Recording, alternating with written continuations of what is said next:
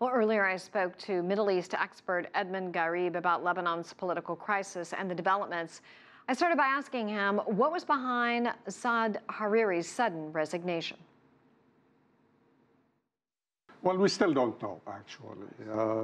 We heard the statement that he made while he was visiting Riyadh, and he explained that this was, in many ways, where he expressed his opposition to the role Hezbollah is playing in Syria, to the role Iran is playing in the Middle East, and they said that this cannot continue. So that was one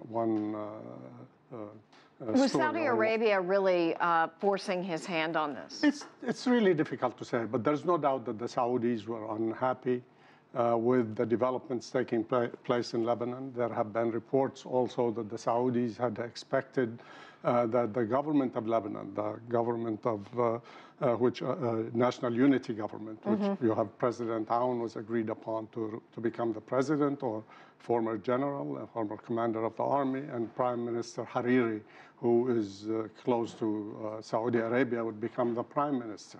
And there was hope that perhaps this new arrangement from the Saudi perspective, from the perspective perhaps of the US, of France, would put pressure on Hezbollah and its role in Syria, and maybe try to remove Lebanon away from the Syrian conflict, also in some of the other regional conflicts. But apparently there's been a disappointment on that perspective because of the continuing successes that the Syrian military has been making on the ground in Syria. Well, it's really curious that he just had this meeting on November the 2nd in Beirut with Iranian officials.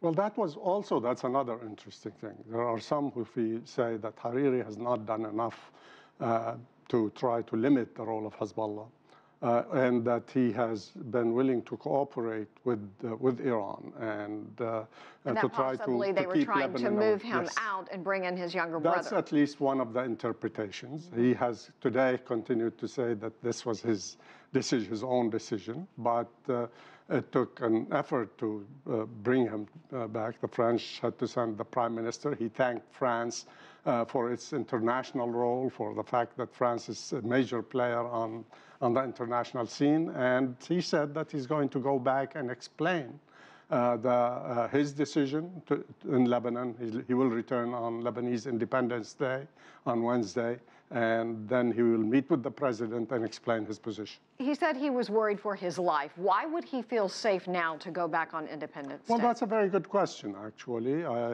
There's no doubt that if this was the case, because there were a lot of people who were surprised, actually, that he did go at this time and that he announced this resignation.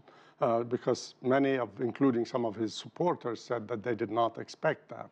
And this is what led some people to claim that this was written for him by the Saudis. So basically, this is an issue that remains there, and I think we have to wait. This is now this trip to Paris ends one chapter of this drama, and we're going to see another chapter being opened now when he goes back to Beirut.